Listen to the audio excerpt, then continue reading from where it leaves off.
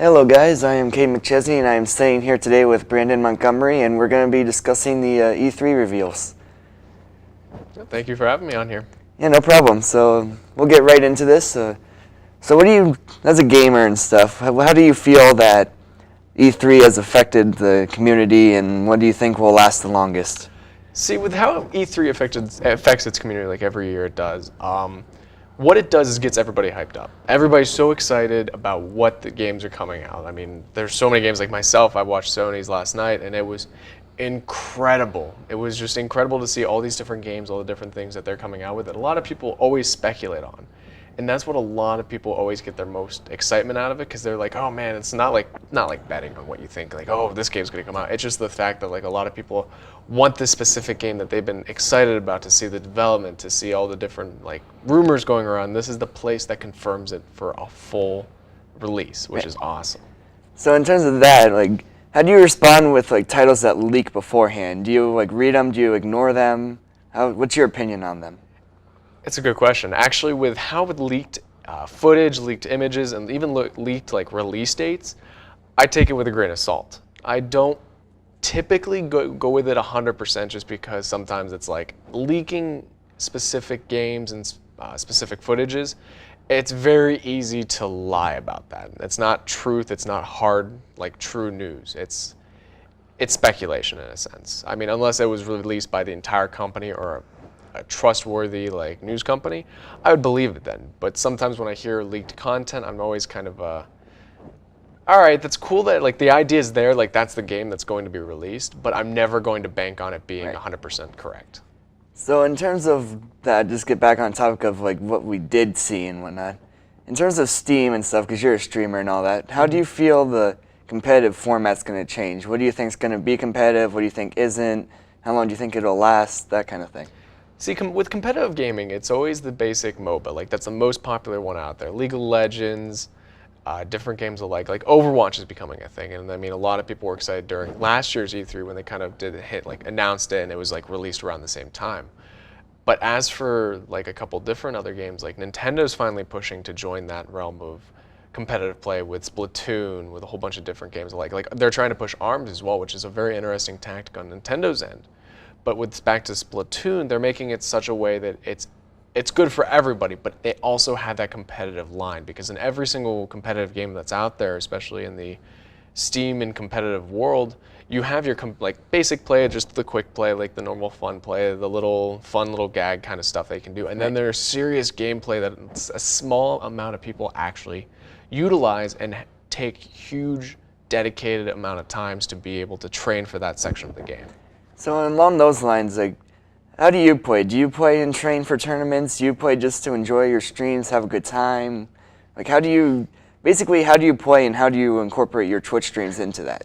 See, I've always wanted to be a competitive gamer. Like, I'm great at Overwatch. I actually go do the competitive seasons, which in Overwatch, to inform people that don't know, Overwatch has seasons every 3 months where you can go competitively online and try to get different rankings and whatnot depending on what country you're in. You can even do worldwide rankings, which is pretty cool. But for myself in streaming, I don't do real competitive, like hard, like teams, microphones, everybody's lined up in one row, ready to play. I just go quick play and just go in and have a good time with people that I hang out with. So like, how do you incorporate your Twitch stream? Like when you stream on Twitch and stuff, like like you can do like any game and stuff on there, but like what do you usually stick to and how do you just keep enjoyment going, if you know what I mean by that? I mean, with keeping it like up to date basically with it is I always try to hit a new game that interests everybody. So like I've done Overwatch, I've done a couple different games, including Battlefield, I've done a Modern Warfare, like the old ones, just to kind of like bring back the old new games, since they have been releasing more announcements for newer games. And that's kind of a little tactic that a lot of streamers use, is if there's a new game coming out and a lot of people are very excited, you're gonna see more of an audience drawn to the older ones. So say like, you know how the new Crash Bandicoot game, kind of going away from the competitive area, it's a classic linear kind of story, play to when there's different secrets and whatnot. It's getting an HD remake. It's actually really neat to see the whole demographic of, okay, it was there, not many people streamed it, but as soon as they announced it, so many people started streaming it, that it became popular again, just because when the release comes out for the HD, everybody's prepped and ready to go to get back into it. So I mean, back to like a E3 and stuff. I know we keep changing a lot, but back to E3. From what we've seen, I know Nintendo's going today at noon, so we haven't seen them yet. But from everything else that we've seen, what stuck out to you? What do you think is gonna last? What do you think will be played the most? Like in your opinion, what was your favorite game or games that we've seen? Oh, jeez. Oh man, that's kind of finding a needle in a haystack kind of thing. Because everything I saw at E3 is just phenomenal. I can tell you what I'm kind of like, okay, what is this kind of stuff? But I have to admit, my greatest thing that I'm excited about is Shadow of the Colossus and Monster Hunter and what Sony released last night in their E3 press conference. I was blown away of how they did it and how they've even showed it off. It's incredible to see all the different mechanics that they brought back, especially from Shadow of the Colossus when its previous game. Bringing that back is something that's nostalgic. A lot of people are excited for it. I saw everybody kind of like freak out on Twitter, on like even my Discord that I have all my fans and all that. They blew that up with like, oh my gosh, like look at this, and people like got like the research behind it, like looking things back up, and it's something that's like really cool with that kind of game. As for Monster Hunter, I'm kind of excited for that. I always love the kind of open world kind of style games where you can do whatever you want. And I know there's some people that complain about having to keep up with your food and all that, and you can see in the trailer you have to cook it. But you do have to time it correctly, which is a very interesting tactic that not many games do, because I know in Breath of the Wild, you just throw the food and you're cooked. Sometimes you might get bad, sometimes you might get good. You're guaranteed that, but for this game, it's kind of a neat mechanic that not many games take into consideration. So another question here, like you do Twitch and stuff. So like in terms of E3, how do you feel E3 and Twitch link up to each other? E3 and Twitch are actually incredible to work together, because usually at E3 they don't have non-companies come in. It's not open to the public. This year they went back to that kind of platform, and typically what it used to be in the past, though, Twitch and YouTube and all these different like IGN companies will broadcast on their own sites the actual link. And Twitch is a huge company that, say like Sony or Nintendo today is broadcasting all their stuff. Twitch has it covered. You can watch it through Twitch, and that's something that is amazing. But that's just the broadcasting side. On the other side, I know Twitch actually has several streamers actually go to the event to play the demos, to stream them on their own channels, which is something that's so cool, and it's something that a lot of people try to strive for, and that's kind of the neat utilization that Twitch allows its streamers to be able to do. So in terms of that, how do you feel that, like the demos and the games, how do you feel that Twitch helps boost those that are announced at E3? Oh, Twitch is probably the best place, second to YouTube probably, that is the best place to be able to show off these games, because Twitch is kind of live, like you can see them in the moment right then and there.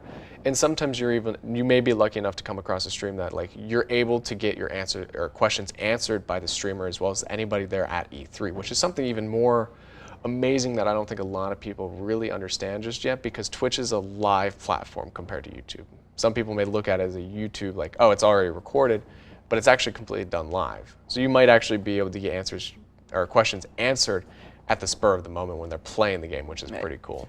So another question somewhat along the lines of that, somewhat not, but how do you, like to you, what does it mean to get games revealed at E3? Like what's that mean to you compared to normal, like people who are just playing to enjoy or playing just to keep updated with the games and the news? So E3 is kind of like Christmas for me. It's like these are the games that are going to be coming out, and they're the most hyped up game that everybody's really excited for. People want to watch streamers play this. So it's kind of a way for me to balance out, okay, these are the games that are going to be coming out next year. These are the games that I need to start prepping for. I need to start getting my understanding of how to play these games, the backgrounds, if they're the games that I haven't played but I'm extremely interested in them, as well as the audience members that really want to see them played. So I have to get prepared kind of in a sense that I want to play these on stream. That these are the games that I need to play when they come out, because then it's not only going to boost the viewership, but it's also going to add like a satisfactory stat to my channel, because a lot of people are going to be very excited to be able to firsthand see that game played. Right. So to kind of go away from the games a bit, Microsoft announced that they were going to make an Xbox One S, and then they were also going to remake the original controller. So going into that, how do you feel about the controller? The controller, that's okay. I love that kind of idea. I mean, I might not get one since I already still have my old Xbox and I can still play everything. The control itself, that's awesome that they're going to be bringing it back. It's kind of taking the nostalgic of almost like what Nintendo did with the Super Nintendo, where they made the virtual console and whatnot, where you can get the controllers. So I do like that take that Xbox has done that. As for the Xbox S and whatnot with the Xbox One X, those consoles, like I hear this all the time, and I actually just read something on Facebook that my other streaming buddy did. He actually made the comment of Nintendo releases something that's kind of revolutionary, like the Switch. And Microsoft and everybody kind of on that other side of things, everybody's kind of like, oh, it's not revolutionary, it's kind of the same thing. But as soon as Microsoft released this, and in my opinion, Microsoft released the same console. It may have more power, it may have more kind of neat little things here and there, like the 4K resolution, but not only that, some games might not run in 60 frames per second. As Destiny actually announced that they will not be running in the full 60 frames per second on the Microsoft consoles. So with that in mind, Microsoft just basically released another beefier console, and it's comparable to almost a PC. Like whenever you upgrade your PC or the new graphics cards come out, it's the same thing as if a new console was coming out. Right. So along those lines, like you just said that to you, it feels like they released basically another version of the One S, Xbox One regular. So along those lines, how do you feel about them incorporating 4K into the potential games that could have it and or do? I think it's a wonderful idea. I think 4K is something that's going to be revolutionary to everything. Technology, video games, digital media, any broadcastings, all those different things. 4K is going to be the new standard. It's like when HD first came around, or standard definition came around. It's the next step in basically the world of technologies that we know. As of right now, for gaming, it's kind of on the fence for me. I mean, not all people have a 4K TV. So once you get this console, and that's their biggest feature that they're trying to pull off, not many people have 4K TV, so not many people are going to be getting the new Xbox for the 4K, unless they get a 4K TV with it. So I mean, it would be a good strategic way for Microsoft to do possibly a bundle with a 4K TV as well as the Xbox One X, which is something that would be actually very interesting to see Microsoft take that kind of route to help produce and promote the 4K revolution in this world of technology. So you briefly mentioned possible bundling ideas there. To go along that, like if they were to do any kind of bundle with like anything, whether it be a TV and the system or system and the controller, whatever, what games that we've seen so far would you think that they would incorporate into a potential bundle? See, with the bundles though, and this is kind of not really going off of the like specific games, I mean they could bundle almost any single game.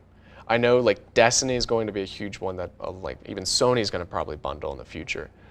But I noticed something with bundling that may not be concurrent, and I mean it's kind of going off what you're saying with what games, but what games are not going to be picked. There's going to be a huge selection of games that like I guarantee there's not even going to be a bundle for a little bit, because I know there's a whole platform with Nintendo that just won't bundle games for a cheaper price. It's kind of like there's no such thing as a bundle if you pay $300 for the console, but when you get the $60 game, it's going to or let me rephrase that. The bundle itself is going to cost $360 and you get the game with it. But to get it separately, it's going to cost the same. It's not really a bundle in a sense. So it's more or less, I'm hoping that when they bundle a game together, they're going to be able to make it a cheaper price and affordable for everybody kind of thing. So from what we've seen, what potential games do you think that they could bundle?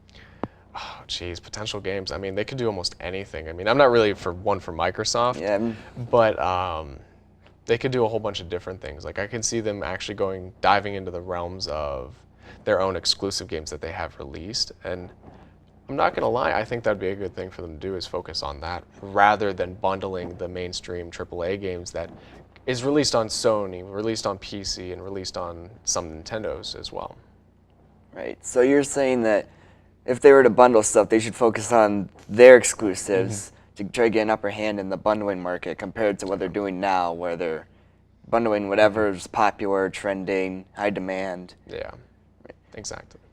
So going back to the controller, if you get one, what would you use it for, Xbox or PC?